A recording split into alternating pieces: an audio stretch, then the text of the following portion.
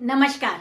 आज हम देखिए भाभी पाठ के प्रश्न उत्तर पढ़ेंगे। देखिए भाभी भाभी देखिए एक ऐसी स्त्री की कहानी है जो कि बहुत ही कम उम्र में उसकी शादी हो जाती है, जो कि 19 वर्षीय युवती है, यानी कि एक लड़की है। और 2 से 3 महीने में 2-4 महीने में उसके पति की मृत्यु हो जाती है। तो ऐसी स्त्री की कहानी यहाँ पर महादेवी वर्मा ने उनका वर्णन किया है।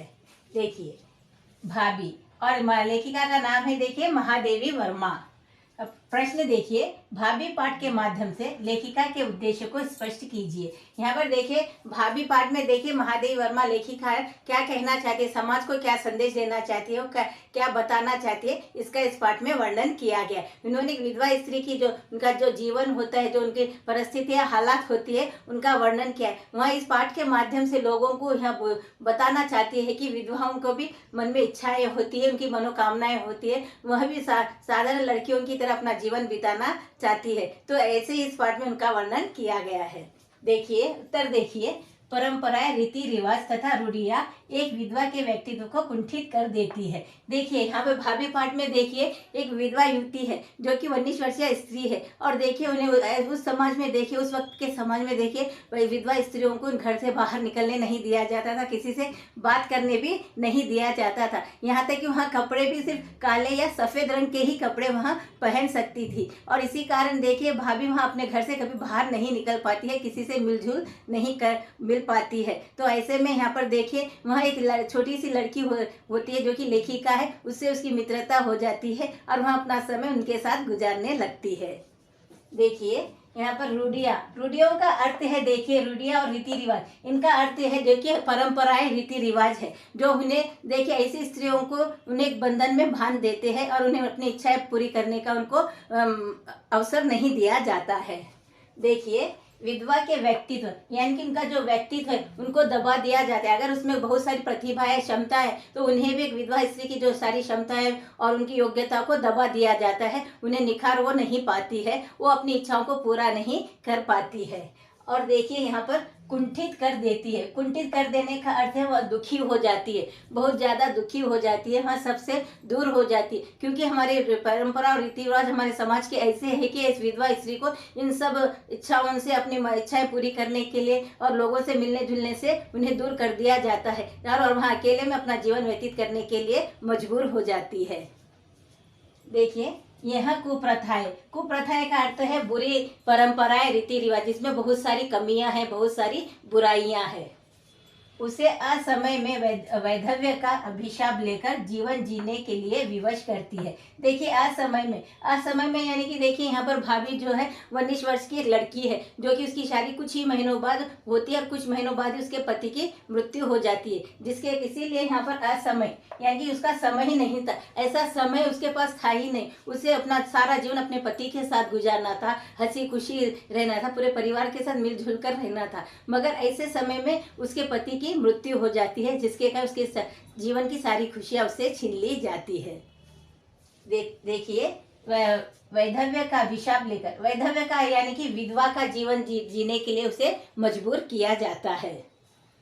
इन्हीं के कारण एक विधवा के हृदय की कलिका सदा के लिए मुरझा जाती है। देखिए इसी के कारण, ऐसे ही समाज के नियमों के कारण, परंपराओं के कारण उन्हें भान दिया जाता है, उन्हें किसी से मिलने जुलने नहीं दिया जाता है, वह अपनी खुशी किसी को व्यक्त नहीं कर सकती है, वह किसी के साथ घूम फिर नहीं सकती है, मित्र नहीं बना सकती है। और देखिए उन्हें तो रंगीन कपड़े पहनने का भी अधिकार नहीं दिया जाता है, या तो वह सफ़ेद कपड़े पहनती है या फिर वह काले कपड़े ही पहन पाती। ऐसे में उसकी इच्छाओं को पूरी करना बहुत ही ज़्यादा मुश्किल हो जाता है और उनका जीवन दुखी हो जाता है।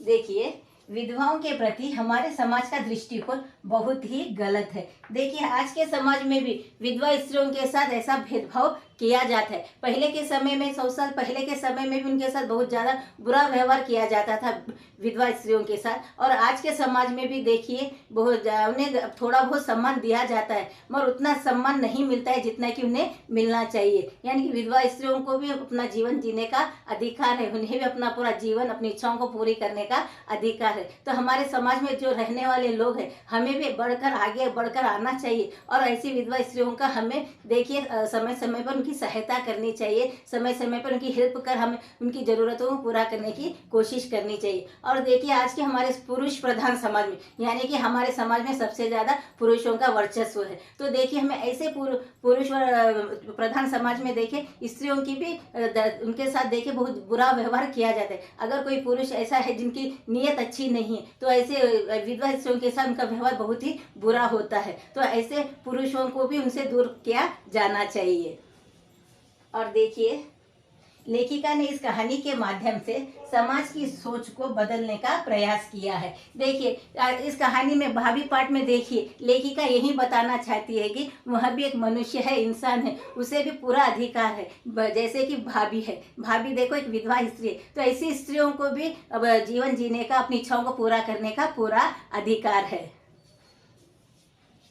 देखिए अतः लेखिका का यह उद्देश्य रहा है कि समाज को एक विधवा को, देखिए इस हमारे लेखिका का उद्देश्य ही यही रहा है कि वह किसी तरह जो विधवाओं की, जो विधवा स्त्रियों की जो परेशानी है, मुसीबतें हैं, वह लोगों तक पहुंचा सके, समाज तक पहुंचा सके और जो उनकी जो हालात है, परेशानी है, परिस्थितियाँ है, वो सुधर सके।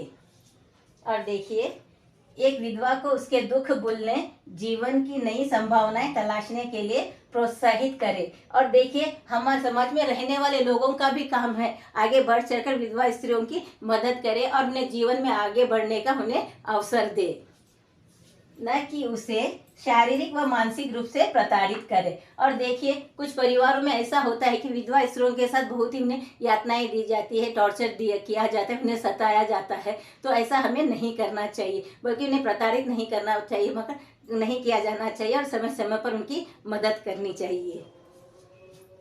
इस बात का वर्णन महादेवी वर्मा ने बड़ी बारीकी से भाभी पाठ में किया है। और देखिए इस पाठ का वर्णन, यानी कि देखिए भाभी पाठ में जो विधवा स्त्री है जिनकी जो हालात है, तो भाभी पाठ के जरिए उन्होंने बहुत ही सुंदर ढंग से और दिल को छू लेने वाले ढंग से उन्होंने भाभी पाठ का वर्णन किया, जिसमें एक विधवा स्त्री की दुर्दशा को बताया गया है, उसकी दुखे हालत को बताया गया है, उनकी परिस्थितियों का वर्णन किया गया है। तो इसी प्रकार के वीडियोस देखते रहने के लिए लाइक करें, शेयर करें और सब्सक्राइब भी जरूर करें। धन्यवाद।